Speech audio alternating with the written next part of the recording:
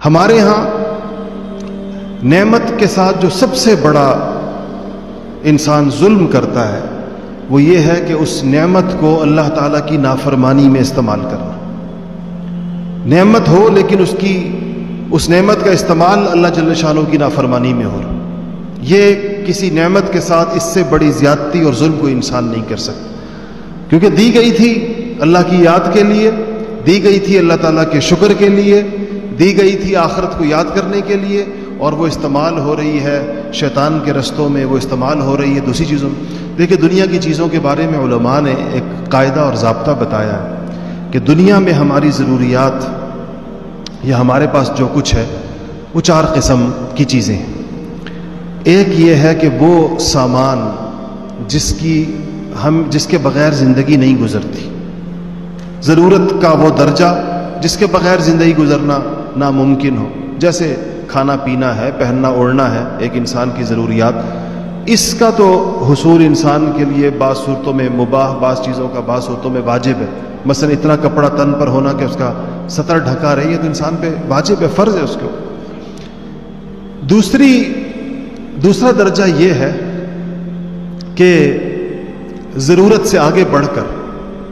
راحت کا درجہ جس کو کہتے ہیں، مثلا انسان کو اس سے آرام اور راحت ملتی ہو، جیسے پنکھے کی ہوا ہے، اس کے بغیر بھی زندگی گزرتی ہے لیکن اس سے ہوا سے راحت ملتی ہے. ایئر کنڈیشن ہے، اس کے بغیر زندگی تو گزرتی ہے مگر اس سے راحت انسان کو زیادہ ملتی ہے، وہ بھی جائز ہے انسان کے لیے. تیسرا درجہ ہے کہ جس کا تعلق راحت سے تو نہ ہو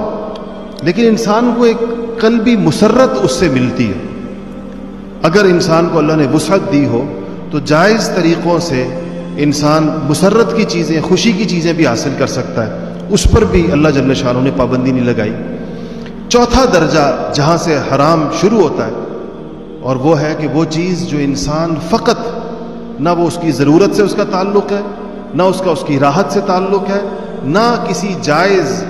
حلال مسرت سے اس کا تعلق ہے، اس کا تعلق صرف دکھلاوے کے ساتھ ہے، اس کا تعلق صرف دنیا میں بڑائی جتلانے کے لیے ہے، نمایاں ہونے کے لیے ہے، لوگوں کے اوپر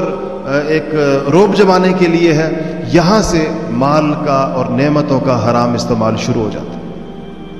ہر انسان کو اپنے پاس موجود چیزوں کا، اپنے پاس موجود نعمتوں کا یہ حساب کتاب ضرور کرنا چاہیے کہ یہ کس کیٹیگری میں فال کرتی ہیں، یہ کس قسم کی نعمتیں ہیں جو اللہ نے مجھے دی ہیں، میں کس استعمال میں ہیں، کس مقصد میں.